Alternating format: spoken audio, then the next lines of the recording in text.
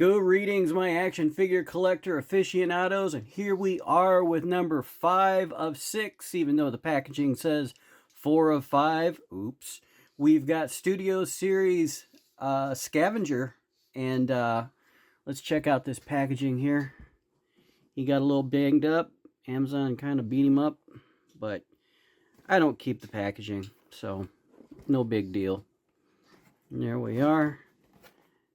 Hey, and before we get into the review here, if you could be so kind to like and subscribe to my channel, a little click for you guys is a big deal for me, and it would be much appreciated. So let's get into Mr. Scavenger. All right, kick ass.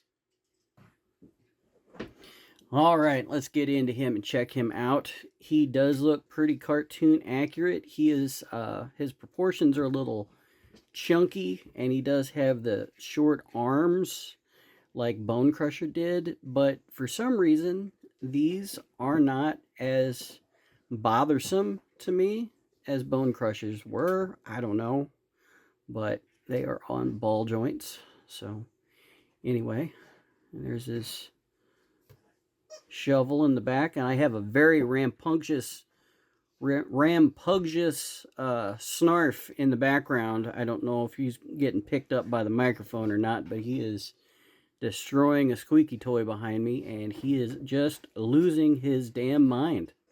So if you hear any snarfing and honking, that is the pug. So here he is in the back. Side here, he looks pretty good. Painted eyes, Decepticon symbol, minimal paint apps, got some hips on the tank treads. So articulation, his head will go all the way around, no wiggles.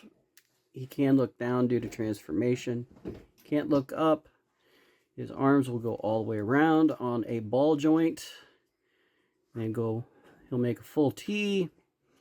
Elbows are on a ball joint, so they can just go wherever you want them to. Wrist articulation for transformation, right? No waist articulation. I think that's pretty much just due to the combine mode.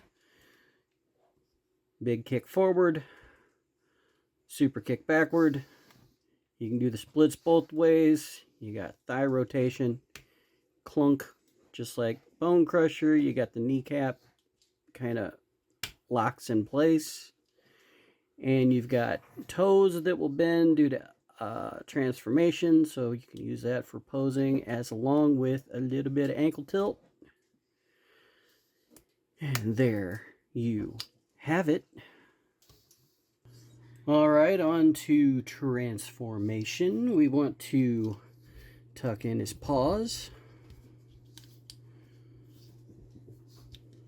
Right, go ahead and close his feet. Right, and then we'll untab his little cabbie,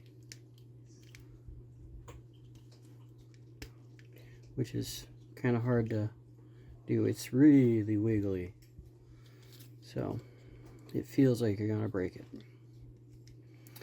And we'll raise this up like so, and that just kind of tabs and slots in, and then you're going to unhook the shoulder joint. Everything's going to come down and sit flush, and we've got these tabs here. We'll go into this slot and click. Nice and sturdy.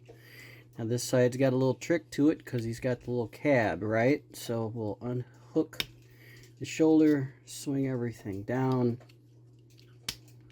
like so, just to get everything out the way. So rotate this up. This will tab into place, and also tab into place. And this is where his flaw comes in. Look at this. This hinge does not want to cooperate with the space allowed.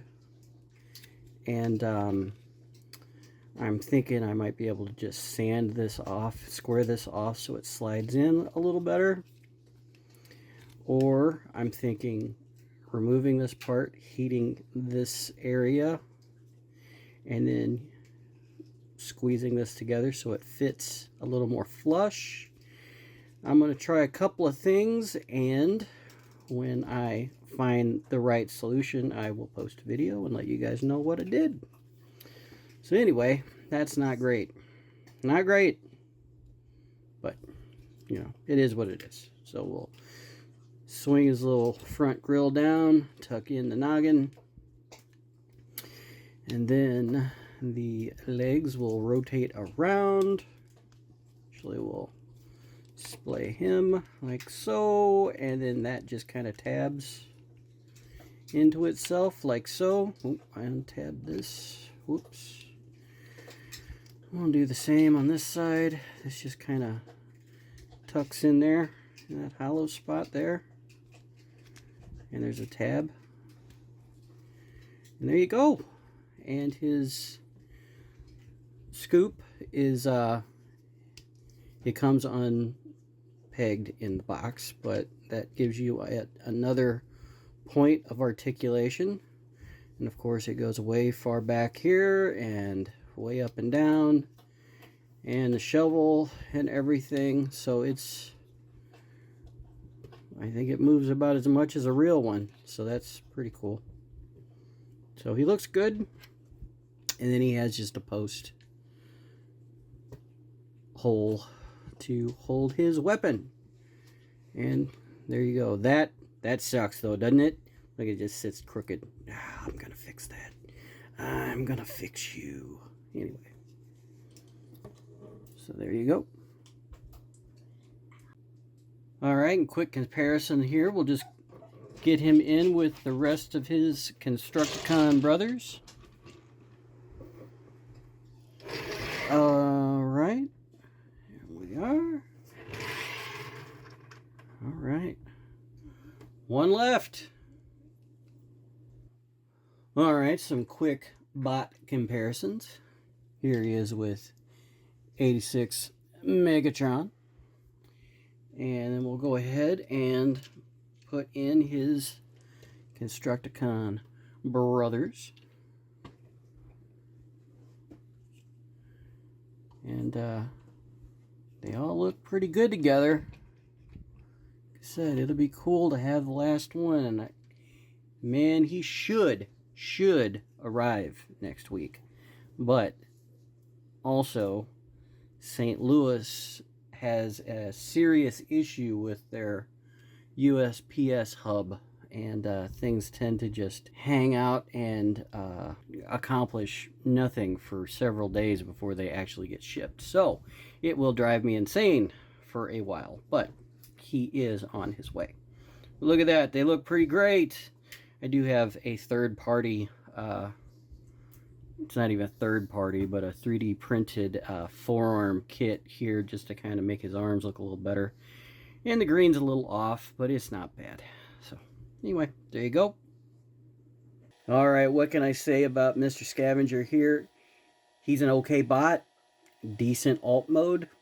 You know, he lacks paint apps, but a whole lot of these 86 are cartoon accurate bots tend to lack some paint apps, which follows the cartoon model. So, you know, it is what it is. You know, he's just an average transformer. There's nothing horrible about him. There's nothing great about him.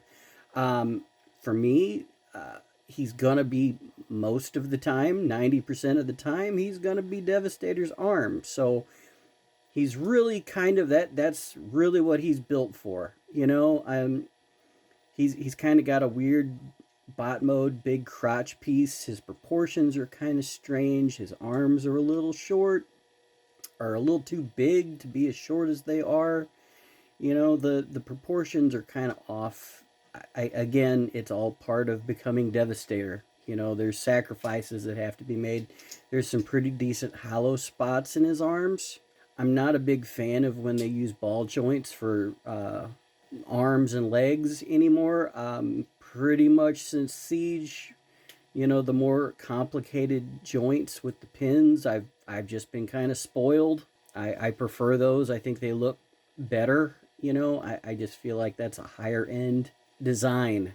But he's all right.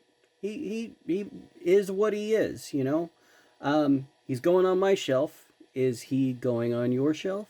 Like I said, he's going to be a solid Devastator arm when I get the last one. Old Mixmaster's on his way.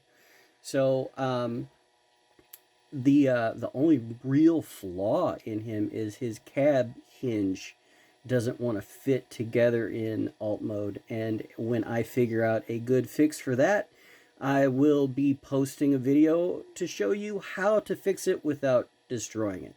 Until next time, as always, be good to one another, keep collecting, have fun, and I will see you real soon right here on